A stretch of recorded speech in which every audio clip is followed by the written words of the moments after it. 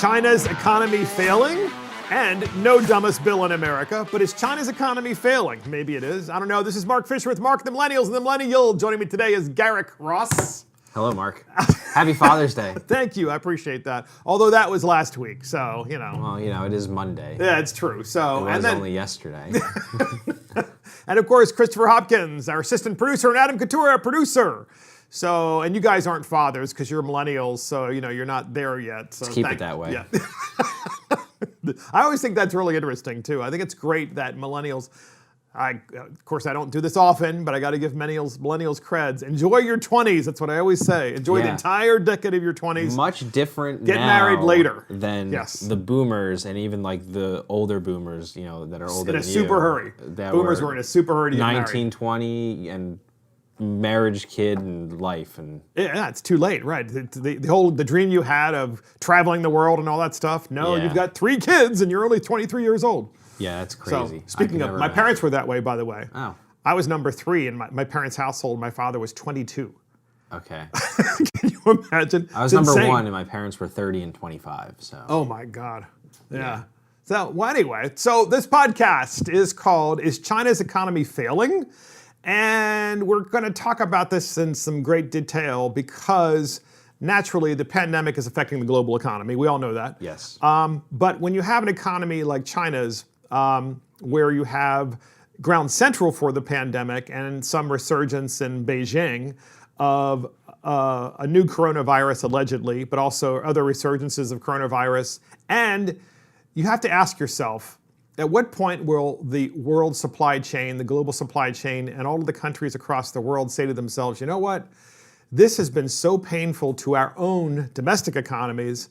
The coronavirus and the pandemic have been so painful that I'm not really sure we want to risk doing any further large-scale investments in China. In fact, I think we want to decouple from China as much as we can because the downside risk is so great. And I think we're seeing that increasingly. We have a lot of great clips today about this particular issue, about whether China's economy is failing. And first up, we have Carson Block. He's with Muddy Waters Capital. And he's just talked about how there's so many fraudulent Chinese companies that are listed on the New York Stock Exchange and they don't care about the financials. Yeah, they have to submit financials on a regular basis because they're publicly traded companies, but you can't trust the financials, which makes me wonder, if this has been going on for a long time, why would anyone want to invest in in Chinese companies? Why would anyone from America with our dollars want to invest in companies where you really can't trust the financials?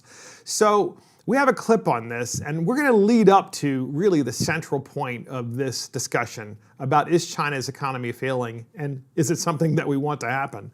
And first up here is Carson Block of Muddy Waters. Here's the clip. You know, one of the dynamics, though, that I'm really interested in is when the dust settles and we all come out of our homes and we look around and we see the businesses lost, the lives lost. Will there be such a massive backlash against China from the grassroots to the policymaker level that the Wall Street banks will say, you know, maybe we shouldn't be fighting this one? If this doesn't do it, nothing will. Nothing will make them say, you know, because I do have a theory that maybe Goldman Sachs can accept diminution of its China business if everybody else gets hit in the same way. So Carson Block, here's his point. He's a money manager at Muddy Waters Capital. His point is these really huge investment banks, one of the reasons they always wanted to be involved in the Chinese market wasn't just for underwriting opportunities for companies that are emerging companies out of China, but also because as you have a very wealthy Chinese middle class, but also upper class that has basically sprung from the ashes, they want to, the Wall Street companies, the banks, want to manage that money. And so his point is, Carson Block's point is, you know what, after this pandemic and all the death and destruction and, you know, all of the other issues of fraudulent Chinese companies that we're seeing, maybe the Wall Street banks are going to say, maybe this is not something we want to do now because there's actually a greater risk of us having to potentially lose a lot of money as a result of being engaged in China. Thoughts on that? On the millennial side, here is Garrick. So I'm probably the most Chinese hawkish person of my generation. Anti-Chinese, you mean? Anti-Chinese, but anti-communist Chinese. On policy with respect to China and how we handle them. And I think his point is well taken, that we should be very skeptical about running right back to the people who've put us in this global catastrophe here. But also we should just view them adversarially, irregardless of the financial opportunities that are there. But are millennials, here's where we're going with this. Are millennials even aware of the fact that the American companies, particularly the American banks and investment banks, always wanted to be engaged in China as much as possible, because they knew eventually the wealth that would be created would be wealth that they could manage and wealth that they could direct into new investments, because that's obviously how they make their money. They make their money by managing other people's money. They make their money by depositing their money and lending it to others. I mean, so in other words, is the U.S. really ready, especially these large Wall Street banks, are they really ready to decouple? And no, I mean, it's always about the profit margin. Are millennials aware of that, though? But and I would say this about any age group, is we're talking about things that typically the most ordinary people, like, who live their life concerned with politics and things like this, or foreign affairs, they just would never know. Like, it wouldn't be readily evident to them. But I think that coronavirus gives us an opportunity to make these things a lot more known, a lot more evident. In other words, we have a lot of time on our hands to think about what's happening. But also, like, the news is constantly talking about China in this respect, with how we rely on them a lot, and you're seeing it from a lot of politicians as they convey their message to their constituents and on the campaign trail. I would not be surprised at all to see China be a frontline issue during this general election cycle. I know once. I can only hope. I mean, look, Carson Block's point was that, hey, there is maybe an unhealthy relationship between large American companies. There most certainly is. I mean, we China, have to give over our intellectual property every time a company wants to go into who's business losing with China. And who's winning. American companies are losing, and American workers especially are losing. I actually think that many American companies are winning, because they're doing in the short term. Yeah, there you go. Short term gains. Making billions up front at the expense of long term stability. But blue collar America is not winning because of the fact that the jobs have been shipped over to China.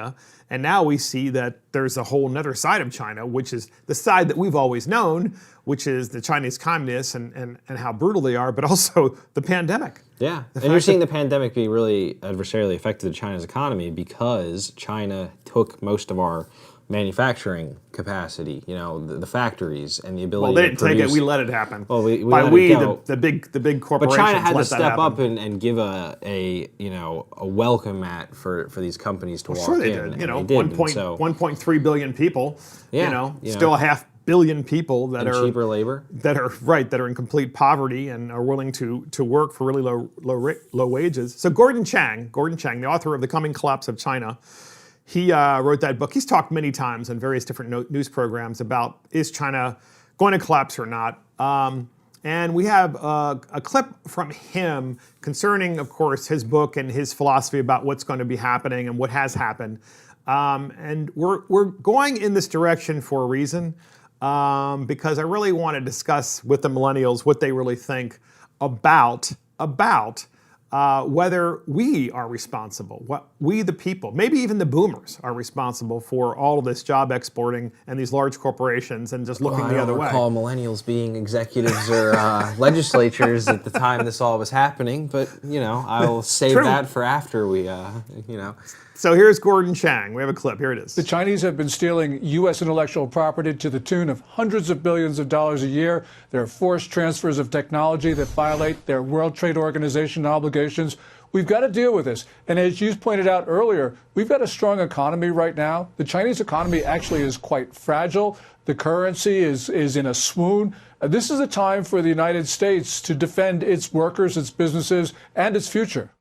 Yeah, so, I mean, you actually have this gentleman who is intimately knowledgeable about the Chinese economy talking about how they steal from us. Yeah. And then in February of 2020, just a few months ago, the Attorney General Barr, announced that he was indicting, the Attorney General, was going to indict 4 members of the Chinese military. Imagine that, right? Imagine the American Attorney General announcing in a press conference. It's a huge international relations move right there. It's kind of really close to pushing the edge of economics and potential warfare when you say, hey, not only has the Chinese military been engaged in absolute espionage of the United States, but in addition to that, we're going to indict 4 of the members that we know actually did it. We have a clip on this. This happened in February of 2020. And here's the clip. I'm here to announce the indictment of Chinese military hackers, specifically 4 members of the Chinese People's Liberation Army, for breaking into the computer systems of the credit reporting agency Equifax, and for stealing the sensitive personal information of nearly half of all American citizens, and also Equifax's hard-earned intellectual property. So the indictment obviously is sending a certain message, but these 4 Chinese members of the Chinese military, I'm sure it was a lot more than 4, but 4 that he identified, stole almost half of all of the credit records of the citizens in the United States. There are 3 people sitting in this room, Mark. That's an act of war. war. There's a good chance that at least one of us' information was stolen by the Chinese. I'm sure they have if not mine. 2 of us. Yeah, and it makes you wonder. It's like, first of all, what do they do with this information? I can't quite fathom. I think they leverage you, especially if you're an elected official or if you are a civil servant in a high level of government. I think they're able to leverage you if they know how much money you owe and to whom. Right. And they can find out whether you're in hock, if you're in trouble, financially and so forth. I think that's why. I really do. I mean, I think they're playing the long game, and they're probably also interested in the fact that hey, how does our system work? How much credit is out there? But this is the military, and it demonstrates to us that this country. It also demonstrates China that is not our friend. The Chinese Chinese also communists. demonstrates that we're vulnerable. That China is effectively making a statement. We can take anything in the cyber world at any moment without you being able to do anything about it. Exactly. And look, Barr also talked about Chinese espionage and systemic stealing of American IP and what's at stake. And this is really important because, first we hear is the Chinese economy failing. China always steals their IP. Then we have members of the Chinese military who are indicted because we actually know that they were engaged personally in stealing all of everybody's credit reports, or half the country's credit reports. And now we have Barr in this very recent interview. It's a fascinating interview, by the way. And he talks about Chinese espionage and systematic stealing of American IP and really what's at stake. And here's the clip. In the last decade or so, China has been putting on a great push to supplant us explicitly. They want to be the leader in all the future technologies that are going to dominate the economy. And so what's at stake is the economic opportunity of our children and our grandchildren, whether we can continue to be the technological leader of the world.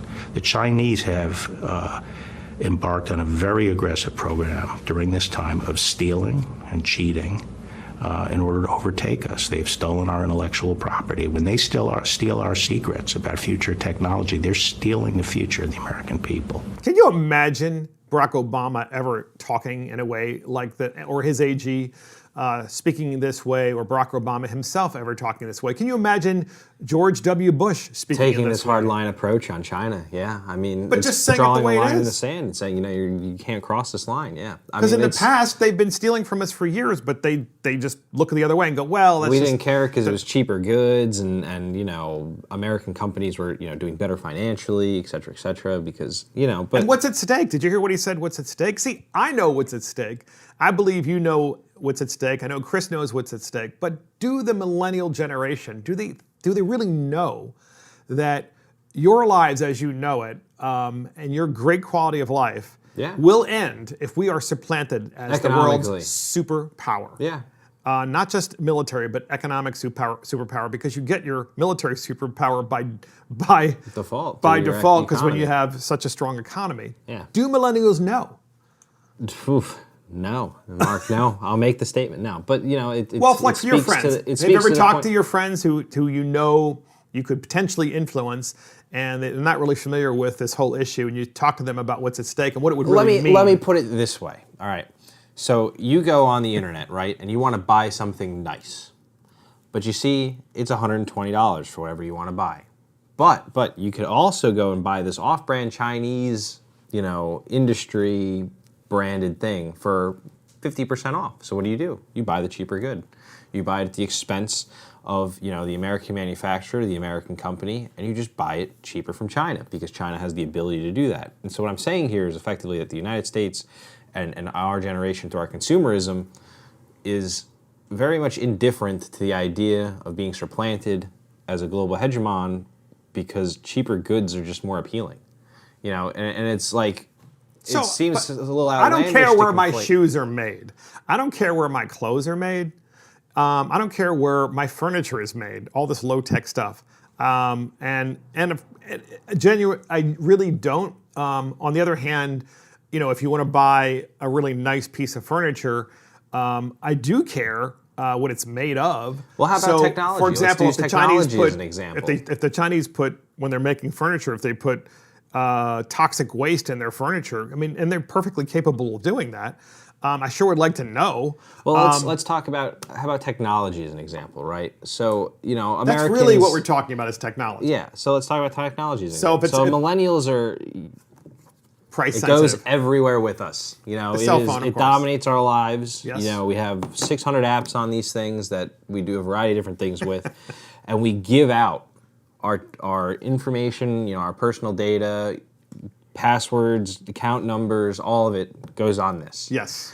Because you guys are so trusting. Who is the carrier that you work for, that you supply for? But who do they supply their stuff from? So, their satellites, their cables, mainframes, systems, things like that, servers. Where do they get all that technology? And currently, the United States is in this ever-entrenched battle with a company in China called Huawei. Good segue. Huawei is... He's getting good at these segues. Oh, Mark. But so Huawei is the chief proponent of 5G. That's right. What is 5G? 5G is the next generation of cellular capacity. So it's the fifth generation of cellular technology. Yes. Of and wireless technology. wireless. And so it's going to require all new infrastructure, cable, cellular, the whole nine, to effectively bring in this new generation of high-speed internet. And who is going to supply that? Are we going to use American companies doing American Who's going to supply American infrastructure? Who's going to supply the telecom infrastructure? Yes. And make that and manufacture that? But not just here in the Will it be United States. Huawei, which is a Chinese company, which will not only be Chinese owned but also Chinese made, or will it be American. American? And this isn't just a question for the United States and our infrastructure, but it's going to be the world's infrastructure. Global. It's a global issue. Who are our allies going to pick? Are they going to pick an American company, or are they going to pick Huawei? And Huawei might be offering cheaper prices, but at the same time, you're effectively giving up. So why is Huawei offering cheaper prices? How, I should say? How Because are the they doing government it? subsidizes them. Because They're the effectively Chinese a government entity. The Chinese government, Huawei is a Chinese government company. Yeah. I mean, the government will do whatever it takes to make sure that England buys Huawei 5G technology. I think we've had an ongoing issue with Germany, who wants to pick Huawei desperately. Yeah, which is to our objection, constant. Which is objection. frightening because there are backdoors into the Huawei technology that allow the Chinese to basically spy and also and that's the concern hack. is that they can have absolute access to anything technological that we do. So here's what's interesting about 5G that a lot of people don't know is there's this thing called the Internet of Things. The Internet of Things is when machines talk to machines. And then those machines then use AI and other technologies through the 5G system and ultimately communicate with you about something. So here's an example. So let's say you have a refrigerator and it's connected through the Internet of Things and the refrigerator is very advanced. Are you going to tell me this is like Skynet? And then the refrigerator... My refrigerator's going to come online? So your kids, let's say you have teenagers at home and you're at work and suddenly the refrigerator notifies you, guess what? You're out of milk. You're also out of, you name it, butter, lunch meat, I don't know, anything. And because the refrigerator is connected to the Internet of Things, which then is connected to you and notifies you so that you can just stop on the way home and get these things. That's a really kind of practical, small example, but also the Internet of Things also talks about security. It's security systems, artificial intelligence, as I already said, machine-to-machine communications, manufacturing, which is massive amounts of machine-to-machine communications. Imagine if you're Huawei and all of your technology is in the Western world, it's Chinese made. They have access to every single business entity's personal communications. They have access to everything. Including the way things are manufactured. Government. Perhaps even interrupt the manufacturing process during times of conflict. Yeah. And that is at the center of why this is such a huge issue. If our allies use it for government apparatuses, and we have cables between our allies diplomatically, well, as you said, stuff. In Western Europe, Germany in particular says, we don't care. We don't want to go the way of the West with respect to 5G technology. We're perfectly happy, Germany is, of going the way of Huawei. So stupid.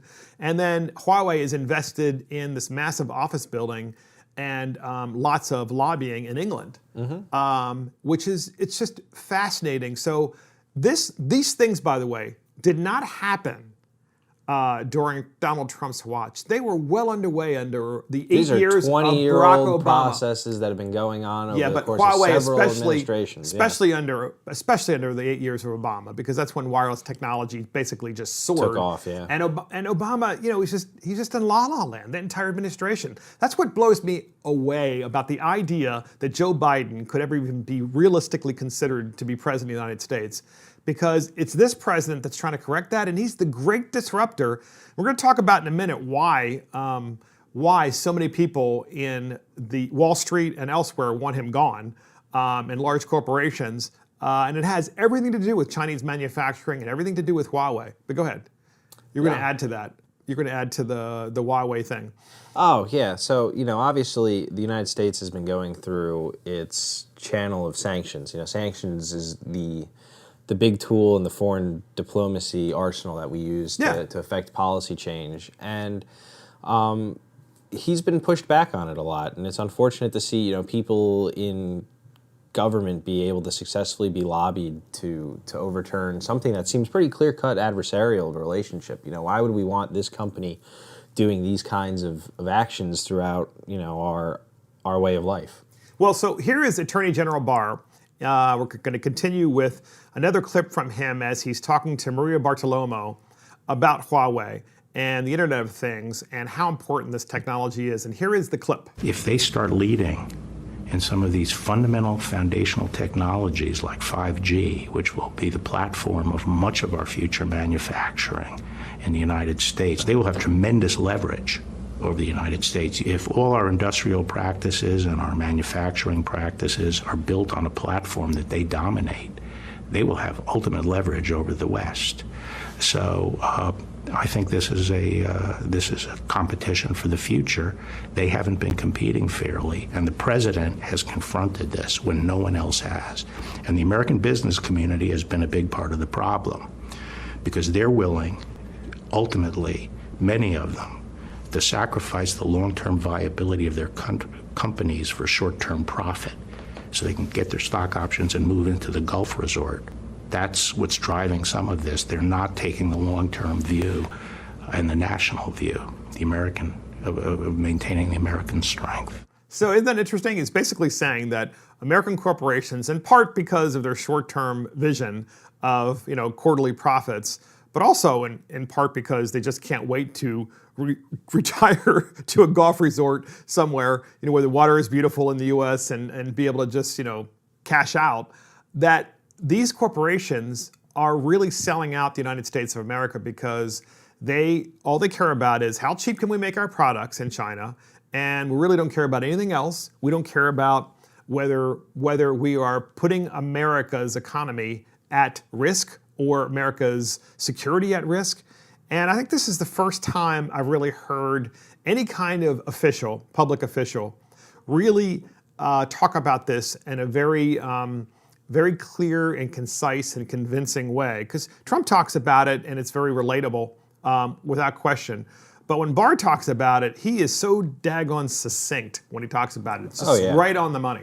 Yeah, I think that's the most forthright indictment of American business in their practice that I can recall from a government official, especially with respect to China. I mean, he's effectively saying, look yourself in the mirror. Are you with us or are you with China? And you can say I'm an American company. Of course I'm American, but it's like your business practice tells us otherwise because you're willing to sell out, for stock options and immediate payouts, the long-term viability of your company, the long-term viability of your industry, and effectively the long-term viability of the United States. And by sell out, including selling out to Chinese companies. Quite literally selling out. Yeah, literally just selling out because, as he said, it's much more important for them at a young age, these executives, to retire to a golf resort, resort in the Gulf of Mexico, and just hang out and live a great life. But meanwhile, we're having our clocks cleaned by China because these companies have this short-term vision and they're no longer American-centric. Yeah, it is amazing, the degree of change between our greatest adversaries of the last two generations. So, mine is China, of course. One of the things that was really easy about dealing with the Soviet Union was that for a long time we knew effectively they weren't an economic powerhouse to the degree that we were. They were still number 2 in the world up until the 80s and the 90s, but they were far away from us. Sure. They could never compete with us in the economic space. But now we actually have an adversary who is right on our heels in terms of economic capacity, technology, and just in ways that the Soviet Union never was. And it's up to us as a people, as a government and as companies to kind of adapt to this new reality. Yeah, if they want to. I mean, that's really Barr's point. And that's Barr's point is a lot of them don't seem to want to. There was a time when American companies would rally behind that which is and was American, so that Americans would benefit from the jobs, Americans would benefit from the technology, and when you did create a new technology, that new product would be made here in the United States. And that, I think really that's kind of his point, is that we have ceded that control to China. And now we have this epic battle with 5G between Huawei and Nokia and Ericsson. And Huawei's crushing everybody. Yeah. And Huawei's crushing everybody, not because they're so great.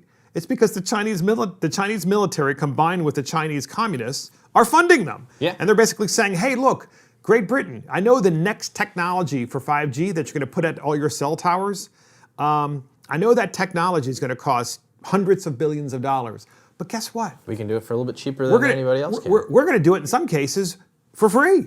Yeah. Why do you think they would do that? Well, because there's some kind of other way that they're going to be making, a profit. Not necessarily a financial profit, but an informational, a governmental profit. This is the same Western Europe that we've had to intervene twice in the 20th century because of world wars, and I feel like European countries always make, so often, at least not always, but so often make the wrong decisions about things that are critical decisions about their future. And then they wait, and it's too late. And the next thing you know, they're at war. Yeah, I mean, with England, and this comes back to another topic. Like, it's important who your leader is, and I'm encouraged that Boris Johnson is now the Prime Minister of England because he's a hardliner in respect to a lot of these decisions, and I hope so. I hope so. And it's like, you almost want somebody like the Iron Lady, Margaret Thatcher, somebody who understands that the adversary is much more important than the economy that you're dealing with. I mean, it's not, obviously the Chinese are a lot more sophisticated than in many respects with respect to technology. I mean, they're using technology to take over industries and then to use it for the surveillance state to be able to control their own economy and potentially other economies. Look how locked down they have their own country in terms of how they basically, everything is done through technological means. Social scores, your ability to move around, your job, all that is decided and there's not freedom of movement in technology, No, look, that's a great point that you said. You do not have freedom of movement in China. You have to get permission. And they to be able to monitor move. you, and they can monitor you at a second's notice. So listen to this, Garrick, and podcast listeners. So Maria Bartiromo is interviewing A.G. Barr, the Attorney General of the United States. And this is the final clip we have on this. And I want you to listen to this really carefully because this is where we're going with this. She says to him, well, who is responsible for this epic battle getting to the point that it is where we could actually lose with China? And how does the United States beat China in this epic battle for 5G dominance? Because really that's what we're talking about now. Because it's at the center of both of our economies. It's at the center of the global economy. And we have a clip on this, and listen very carefully. And here it is. Well, I was talking with one money manager the other day, and he said, look, Maria, I'm not going to call good guys and bad guys. It's not my role to call out good guys and bad guys. So, yeah, the growth is in China, and that's where I want to invest. Well, you know what? We're not speaking German today because the American business in the past didn't think that way. They stood with the United States. And all the privileges and the benefits and the stability and the rule of law and the ability to profit as they do, both as companies and individuals, comes from the strength of this country. And that's Maria Bartiromo asking A.G. Barr, Hard question right all there, these yeah. companies that are out there, they're saying, look, my job is to make money for my investors and my stockholders, and my job is to make sure my company does as well as possible. And if that means that we're going to do business in China, but more importantly, have our product manufactured in China, and maybe even the R&D in China, then so be it. And what's wrong with that? And that's a great question that Maria Bartiromo gave to A.G. Barr. And he's like, yeah, well, we had that same discussion back during World War II, right before it. And what we found out is that if you're an American company, you need to put America first because we are in a very similar battle for world domination economically and militarily. Yeah. Thoughts? The United States is, and I say this a lot, I think we are the most benevolent hegemon that the world could ever ask for. We don't, How so? What do you mean by that? We give countries autonomy, we give them liberty and freedom, we protect them from adversaries, we invest in them, their people, their companies, and we always work with them. Sure. The United Nations isn't a thing unless the United States is the hegemon after World War II. Yeah, because we pay for it for the most part. All of these, the IMF, but also because the World Bank, we want all that of dialogue. these things. We always want to work with these people. Like the international organizations are basically of our making. Yeah, why would we want to cede that authority and power to a governmental entity that is authoritarian? Like, look, you hear it on the news all the time when you hear about people who are, disgruntled about President Trump. They call him an authoritarian and they say how bad it would be if the United States was run by a fascist or an authoritarian. Could you imagine actually having a fascist, an openly fascist and authoritarian government, not just running their own country, but everything in the world in terms of, their economy, the world economy, world diplomacy, things of that nature? It would be, to me, an unmitigated disaster, and it would be the single worst thing to happen to this world in who knows how long. Sure, and obviously when Adolf Hitler started to invade his neighbors, the fear was that, you would have all of Europe and that was controlled done through by the policy a fascist of appeasement. We can't appease China continuously for no reason at all. That's excellent, actually. Say that again, because what you're saying is that a lot of the issues that we had in World War II. Neville Chamberlain of England, Clemenceau, they all appeased FDR prior to World War II and the U.S. involvement in '44. We just kind of let them do whatever, Let them, meaning Germany. We let Hitler invade his neighbors and said, well, once he gets that next country, he's done. He's fine. Now it'll be fine, and we'll just leave him alone and maybe work towards, getting him out of there slowly in some other ways. Yeah, and once you kind of just let things run amok, you wind up with all of Europe conquered by an authoritarian country. And then now what do? You have a war. Yeah, you have the biggest war in human history. And here's what's different now is then, of course, what Germany had to do was to occupy their neighbors militarily. Yeah. Now the Chinese, all they have don't to do... have to do that. They just have to invest. They just have to be the chief economic sponsor. And own this 5G technology, which runs all machines and runs all manufacturing equipment. Yeah. And then basically they have a surveillance state that is global. Yeah. Instead of just from their own people. They have countries, nation states that are willingly entering into this agreement. You don't have to march your military across the continent. It's done from your laptop in Beijing. So get this. Well said. So get this, podcast listeners, and Garrick's going to help us with this. Is if you ever want to know the danger of Chinese technology companies, right? If you ever want to know, a great example, we have one for you. And this is the latest and greatest and most recent example that's relatable to everybody, because you probably still are out there going, I don't get 5G technology. What's the difference? Well, 5G, believe me, you're going to know it soon enough. TikTok. Oh boy. TikTok is a Chinese company. Social media, Mark. And it's social media. And I need All Garrick the kids to are doing it these explain days. what is TikTok. Okay, I'm going to put a little disclaimer out here first, though. I don't actually have TikTok. I just don't like the concept. So what is the concept? Yeah. Is how with Instagram, you put pictures up and you look at other people's pictures. Yes. Well, they've taken it a step further and you put videos up and you look at other people's videos. But Instagram has videos as well. Yeah. You can put up of yourself. Just because they do it doesn't mean other people don't do it too. It's Understood. Just, okay, it's just go ahead. Their platform. Is there anything TikTok. else different with TikTok?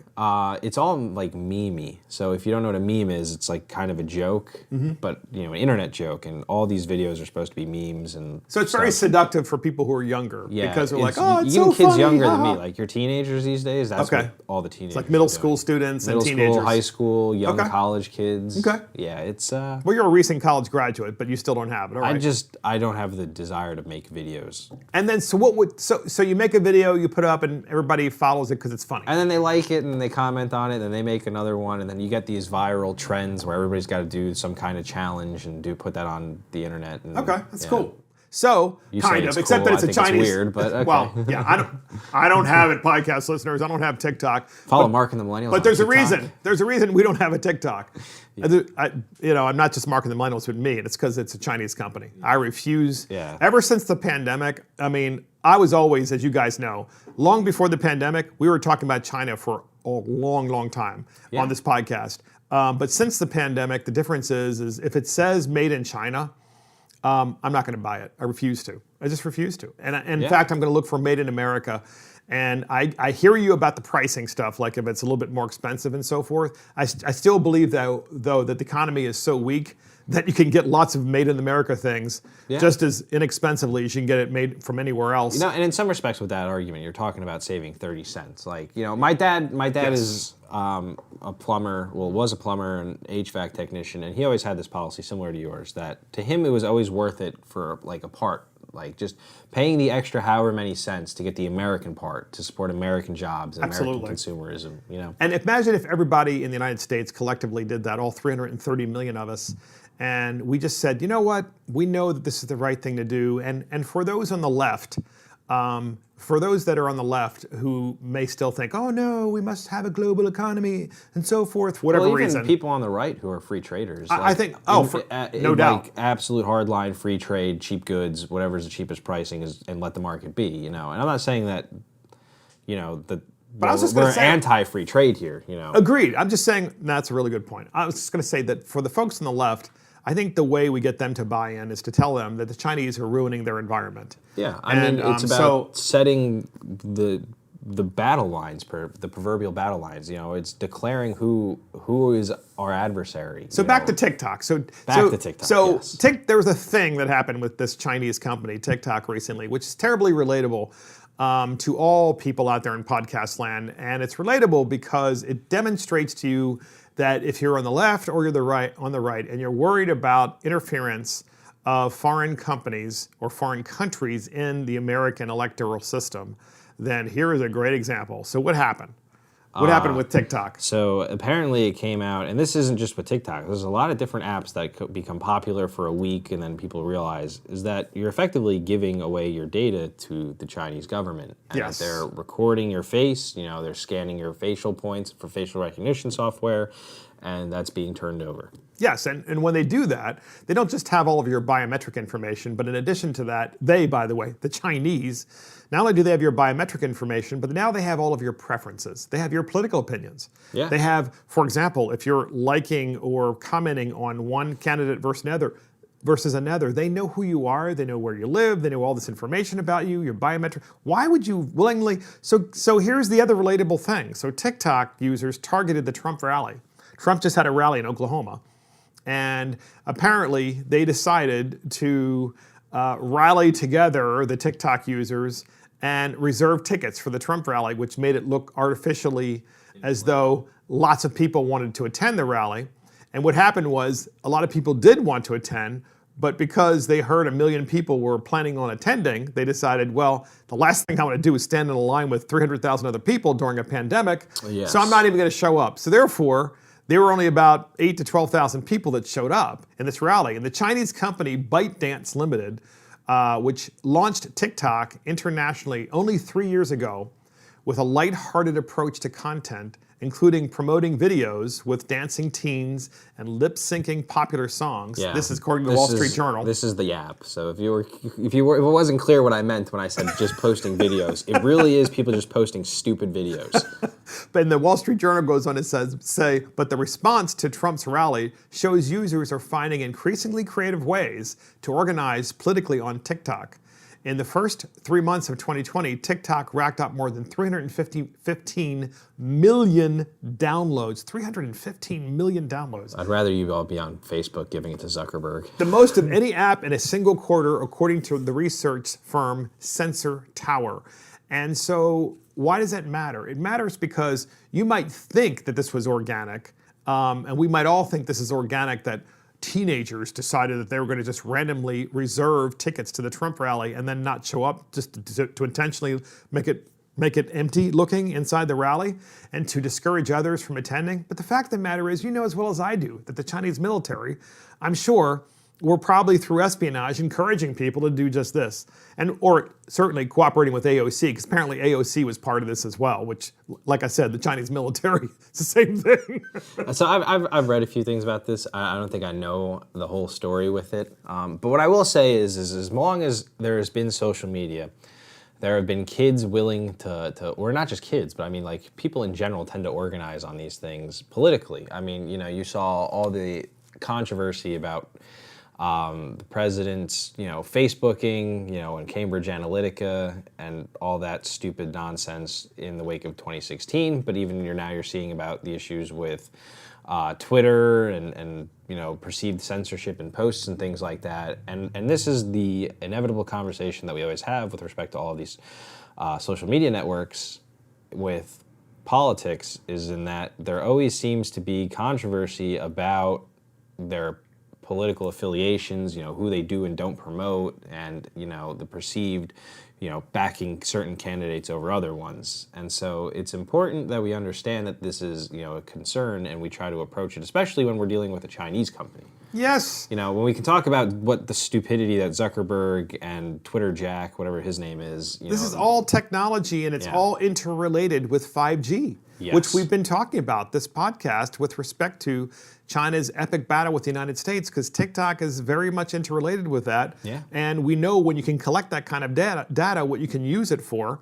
And obviously know what people's preferences are, and maybe hack into their house through the Internet of Things. I mean, there's always, so here's the thing, in campaigning and politics, people do what's called, voter scoring, where they download a voter file for a state or for the nation or whatever, and, they hire out companies that do all of this, and they try to, gauge the political affiliations of a voter, right? And you need data to do that, and where do you get this data? And, one of the not controversies, but one of the things that we've readily known is that a lot of our foreign adversaries do advertising, political advertising for and against certain candidates, and they need a voter file and a voter score to be able to do this as well. And how do they get that information? And it's through apps like this, where people are willing to give away a lot of their political information to these people to build these voter files and to advertise against it and for you. Absolutely, and it's also kind of frightening too. Look, it's also frightening too because in the age of Black Lives Matter, as well as all of the other, organizations that want to get rid of any kind of organized government. And I'm not saying that BLM wants to get rid of organized government, but there's certainly a part of BLM, and this is not politically correct, I know, but there's definitely a part of BLM that wants to get rid of organized government, and we see them, some parts of them that have radicalized and have looted, and they've joined with Antifa and others. Just look at Chaz. You know, our friends over there in Chaz Chaz and in Chop. Seattle. You know, they want to get rid of, you know, effectively the authority of the Seattle government to police their lives. And with TikTok, and the reason why I brought this up is because with TikTok, if we were controlled, if our media, which sometimes it feels like it is, were controlled by the Chinese, if our 5G systems were controlled by the Chinese, then we would have this. Then there would be this ability to identify whether you are pro this group or pro that group, and therefore you could maybe potentially be barred from even being employed. And we're seeing this. This is important because we're seeing this in corporate America now, where corporate America is literally trying to pressure their employees of putting up a Black Lives Matter logo on their social media or some other kind of logo. And to me, that is incredibly dangerous because it's none of their damn business in corporate America what you believe politically. None. It has nothing to do with your job. Nothing. It has nothing to do with anyone who's employed you at your job. And yet that's happening, and this is all interrelated. And this is what makes the whole TikTok, 5G stuff scary, because we have these corporations that are trying to tell people what they should or shouldn't think politically.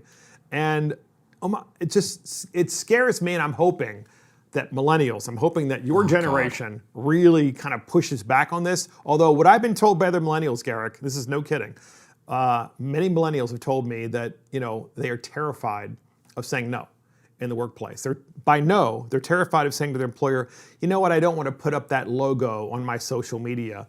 Not because I don't believe that Black Lives Matter or White Lives Matter or all lives matter, but because it has nothing to do with my job. The mob. It's not my job to do this. It's my social media account. It's not what I do.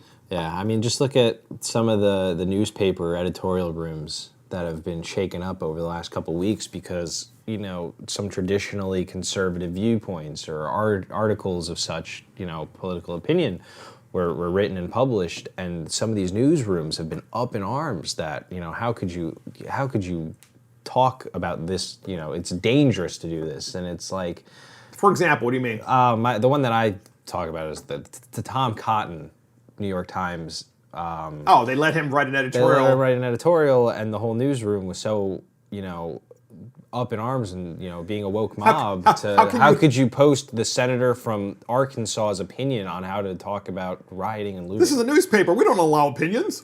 Yeah, exactly. Not on the opinion page. We don't. But if you think that's outlandish, wait until an entire, you know, autocracy is able to govern your news. This is my information. fear. This is my fear because there's no doubt that much, not all, but much of the private sector has been co-opted by Antifa, BLM, and the far left to the extent that the individuals, particularly millennials, are being guilted by their peers and by their companies of saying, hey, you know what?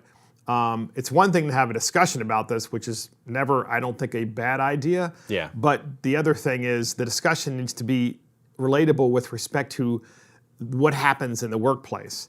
But when they're asking you to change your social media, I just can't believe this is happening, and it is indeed happening because I'm hearing it I heard it all this weekend because there were two millennials that visited us that were my son's friends that he went to college with. They're in the same fraternity, and they said the exact same thing, that what they're seeing out there in the workplace is frightening, and, you know, they don't think it, and they know it has nothing to do with their performance on the job. Yeah. Whether or not they put social media up there that says who they do or don't support politically. It's not relevant. And you'll never, and so on the concept of China here, you'll never see these things like, you know, the Chinese will walk into a building and tell people directly that they can't, you know, do this. What'll happen is, you know, China will become a part owner, or China will be an investor. You know, there'll be a significant, you know, private co-opt with a lot of these media companies and a lot of these informational sources, and that's how they'll, you know, institute, you know, their preferences and tell you what you can or cannot publish. And the example, and I've talked about on this podcast a couple of times, you know, the example that I bring up is Blizzard. You know, Blizzard is a gaming company, and I talk about this in gaming because it's something I'm very interested in. I thought that was like the Blizzard from Dairy Queen. So Blizzard is owned by a company called Activision, who is part owned by a company called Tencent, and Tencent is a Chinese gaming conglomerate, biggest gaming company in the world. Huge game. Yeah. One of their and back when the Hong Kong protests were going on, one of the big popular movements in gaming was Free Hong Kong, or just even in the world, people were really in support of maintaining Hong Kong autonomy. A couple of players are from Hong Kong, and they were in a tournament in a game, and they said at the end of their interview after winning the championship, Free Hong Kong, right? Blizzard comes out, gives, I'm assuming at Tencent's behest, they fine this player, they give him a year-long suspension, and they basically ruin his whole gaming career because he says Free Hong Kong. Wow. And this is what you're dealing with when you allow these kinds of when you allow entities politics to into intersect your, with corporate America. Yes. Or allow the Chinese technology companies to dominate American companies. Yes. Incredible. You lose your autonomy. No, that's an awesome, seriously, it's an awesome example. So get this, podcast listeners.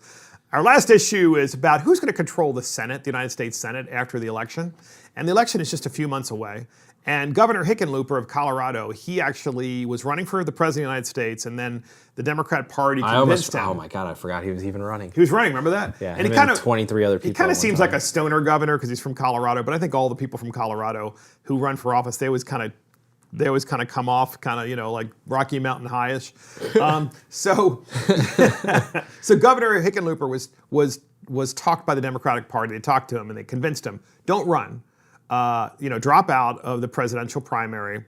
And he did. And so now he's running for the United States Senate in Colorado. Against Cory Gardner. A Republican. Yes. And so the Democrats have decided correctly that they really need to beat Cory Gardner. It's a must-win seat if they really are to take over the United States Senate. They want a shot at taking the seat because it's also indicative of how other races are going to go. If you But can't win Hickenlooper, Colorado, you're not going to win other states. And we're talking about this for two reasons. One is because that is the pivotal race in the United States for control of the United States Senate, but also because Hickenlooper is running in the Democrat primary, which is about to be held, and he is now in ethics trouble. And they're like, this guy might completely blow winning the primary because he's the governor, the governor of Colorado, and how can the former governor of Colorado basically mess up winning a primary? He's already run statewide before. He's been in the news for a lot of really stupid things lately. So explain what the ethics thing is. He had the ethics thing. I'm not too familiar with the ethics probe is. Apparently he didn't show up. There was an ethics investigation. And after being cited for contempt for initially failing to appear before Colorado's Independent Ethics Commission, all he had to do was show up. Yeah. But he's like, no, I'm not going to show up. So he was cited for contempt because he was fined $2,750. $2,750, for two violations dating back to his second term as governor. And I think there were campaign violations. Okay. But there are apparently a lot of other issues as well. Well, he was in the news last week because a video surfaced of a really insensitive racial statement he made a couple years ago. It says here in the Wall Street Journal, he apologized for comments that he made recently about race, including responding to a question about the Black Lives Matter protests. In a recent forum, he did so while running in the primary, and he said, this is a great example of this whole conversation about China and what you can and can't say and the control of free speech. Hickenlooper says, he said at a forum that every life matters. And so, because someone said Black Lives Matter, and he was like, yes, I agree, every life matters. And because of that, the left is basically trying to crush his campaign. It's insane. Yeah, so they don't. And the former Speaker of the House is his primary opponent for Colorado's Senate seat, or I think he's the current Speaker of the House. But so he's in a really tough and ingrained battle down there. And obviously the DSCC has their candidate preference. The DSCC is the Senate campaign arm for the Democratic Party, and they have their preference in who they think because. They think to he their can credit, win. they believe that moderate positions are more winnable than some of these progressive candidates. Certainly, that's the case in Colorado, because Colorado, in spite of the fact that it's Democrat, it's moved pretty blue, moderate. it's still very middle of the road, Yeah. And reasonable in so many different ways. And but Hickenlooper apparently not reasonable enough that in a Democrat primary you can't say all lives matter, because that probably offends the abortionists. Especially it probably also offends the BLM people at the same time, who are like, you mean Black lives don't matter more? No, actually, all lives matter the same. It's funny because like in his context, I think he really was saying, yeah, like Black lives matter, like all lives matter, and Black lives matter in that context. I don't think there's anything really malicious about what he said, but you know how the cancel culture gets, Mark. Yeah, we did a whole podcast on that, and I'm sure we'll do more in the future. So that's it from Mark and the Millennials. Thank you for joining Mark and the Millennials. This is Mark Fisher. Thank you to our millennial, Garrick Ross. Yeah. And of course, our producer, Adam Couture, and our assistant producer, Christopher Hopkins. Check us out on iTunes, Spotify, YouTube, Facebook, Twitter, and our website. See you next time.